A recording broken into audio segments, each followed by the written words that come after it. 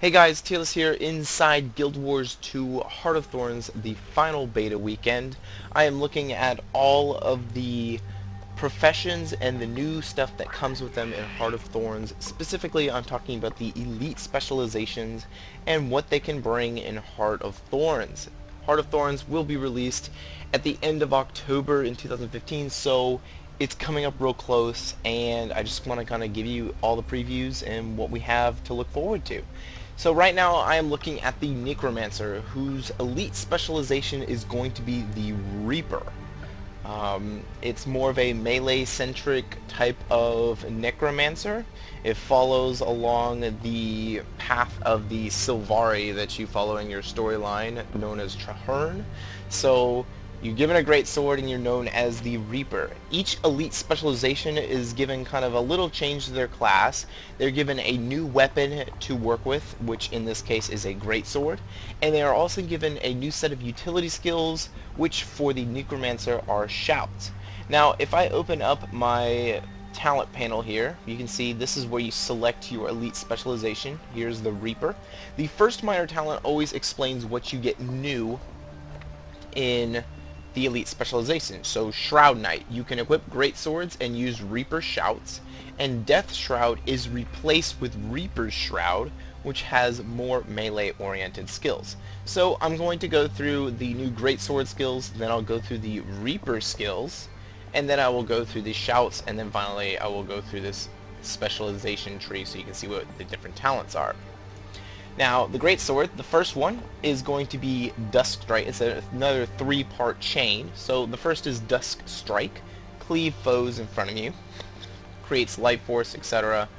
Necromancers should be accustomed to this. The second chain in that is Fading Twilight. Simple damage again.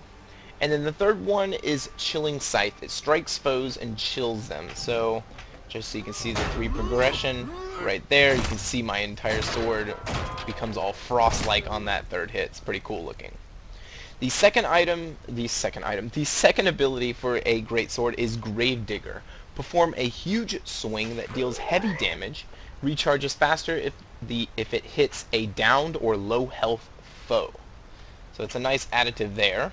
It's not something I'm going to be able to show, but you can see right there, it does a hefty amount of damage, a pretty decent amount of damage, I should say, on that ability, and its cooldown is not too bad either, 8 seconds. The third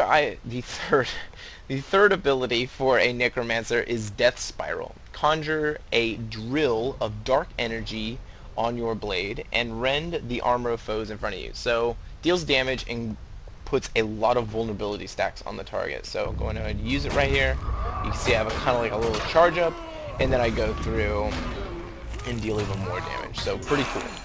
And as you can see, just the auto attacks on this greatsword are doing massive damage to the target. So this is something completely different for a Necromancer. The fourth is Nightfall. Call down a growing column of shadow that damages and conditions foes every pulse. Now, the conditions are blindness and cripple, and you can see how this thing grows. It's actually really cool. I'm going to be somewhat, I think about right here, it'll hit it after the third or fourth tick. But I'll use it right here. You can see it's pretty big, and it gets bigger, and it gets bigger, and then the last tick gets really big, and I hit it there at the very end. So it gets bigger and bigger. It's actually kind of a cool, different type of ability that they have in the game. The last ability for Greatsword is Grasping Darkness. Conjure claws of darkness from the shadows to attack foes, applying condition to them and pulling them to you. Gain life force for each struck foe. So I'm going to be back here. I'm going to use this, and it's going to snap back to place because it's got an auto-centering location. But as you can see, I can pull it here, and then it goes back to place. So you got kind of like a little grip there to pull enemies towards you. Now, to take a look at Reaper's Shroud, I'll go ahead and enter the form. The first is a chain. Cleave foes in front of you. The skill inherits traits from Life Blast. So, as you can see there, I got this awesome scythe-looking thing. I mean, this is a really cool art for this. As you can see right here, that's the chain progression for it. The second is Death's Charge. Slide forward, destroying projectiles in your path. Blind foes at your destination. This skill inherits traits from your dark path. So, as you can see right there, swirling scythe, pretty cool. Infused Terror, shroud yourself with dark armor that grants stability every second. You may shatter this armor to fear foes around you. So there we go. And then I shatter it, and there's the fear right there. You saw him turn around. Soul Spiral, spin and damage nearby foes, applying a condition to each strike. The skill inherits traits from the Life Tancer. So I ran out right there. Let me go ahead and build up more of the life force here, so I can show you more of the Reaper skills. I was hoping to show it all to you in one go, but I was not reading fast enough. So we'll build them up right here pretty quickly. That should be enough for the time being. So let's go ahead and use this Soul Spiral. There we go. Spin damage nearby foes, applying condition each strike. The skill inherits traits. So it deals a lot of poison damage and a lot of regular damage. The last is Executioner's Scythe. Deliver a power overhead strike to stun the single target. Deals more damage the lower health the target is and leaves behind a field of ice. It looks like I activated it right there at the very end. I didn't get a chance to show it to you. So when it comes back up, we'll pop right back in and show you. And here we go. There we go. And it even puts a combo field of ice on the ground. Ice combo fields are not common, so that's actually a nice additive to have a part of the Necromancer kit. There are some rare combo fields out there, such as lightning and ice, and anytime you can provide one of those and people understand what to do with those combo fields, it's really great. So the utility skills, as mentioned at the very beginning, that you get with becoming a Reaper are your shouts. So your first shout is your healing shout, I should say, is your soul is mine. Heal yourself, gain life force, and strike foes around you, absorbing additional life force from each foe struck. So go ahead and use it here. There's the shout, and there's almost no damage at all. Really, it's just the life force that you get. You are all weaklings. Damage foes around you and gain boons. Inflict conditions on struck foes and gain boons per foe struck.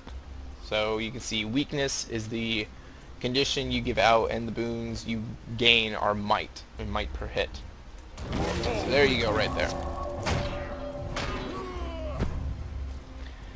There is Suffer, damage foes around you and chill them. Transfer conditions to each foe you strike. So a lot of these have to do with you actually attacking the target and applying those conditions on you. You have like the shout buff on you, and then you apply these things to it. Nothing can save you. Damage foes around you, converting their boons into vulnerability. Your attacks become unblockable for a short time, and the duration increases based on the number of foes struck. So, a lot of stuff going on here. Basically, vulnerability, and you're unblockable. See right there, that's basically what it is. Make sure that golem's dead, so we can switch out to the last shout. You're given 4 shouts total. So the last one is going to be Rise. Damage foes around you, summon a shambling horror plus additional horrors near each enemy struck. Shambling horrors absorb damage for their master as long as they are attacking, but lose their health over time. So I'm going to use this, and there you can see the shambling horror right there. Pops out of the ground. 2 of them.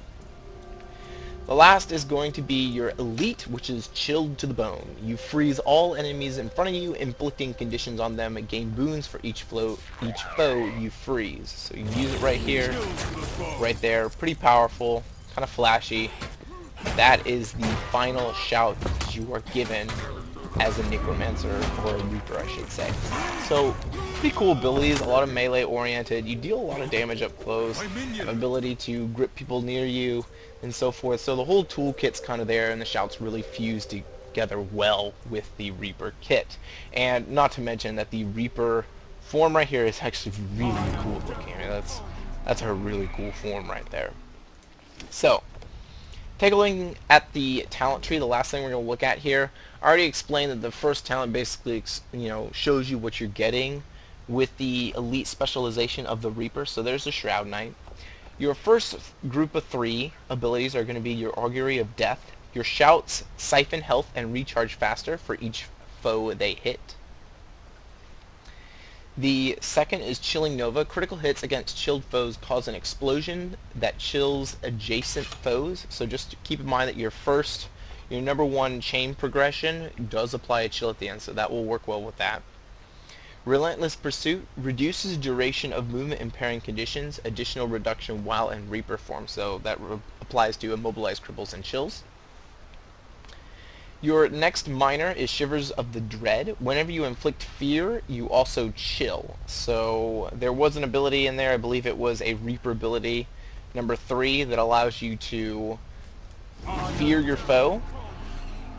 So that will work well with that. In your next grouping here, you have Soul Eater, reduces recharge on Greatsword skills, and Gravedigger steals health if it hits. So Gravedigger is your second ability right here on Greatsword. Chilling Victory, striking a chilled foe grants might and life force. So pretty basic explanation there. Once again, it's applied to chilled, so being able to go through your progression and get that chill off for a Reaper is becoming important through the talent tree if you want to build that way. Decimate defenses. Striking a foe with vulnerability increases your critical hit chance. Now remember, there are a lot of abilities throughout here that will apply vulnerabilities, such as Death Spiral. So that will work well with that. Cold Shoulder. This is your third minor. Chills last longer, and chilled foes deal less damage to you. So this is really nice to have. Reaper really kind of plays together with having chilled movement, etc. So you will want that chilled uptime as much as possible if you plan on going Greatsword Reaper. In your last tree here, you have a Blighter's Boon. Gain life force when you gain a boon. If you are in Reaper's Shroud, gain health instead. Deathly Chill. Chill deals damage with additional damage to foes below the health threshold. The health threshold is 50%, so that's actually pretty decent. The last here is Reaper's Onslaught. Attack faster while in Reaper's Shroud. Killing a foe while in Shroud reduces the recharge of all Shroud skills. So that's pretty cool to have.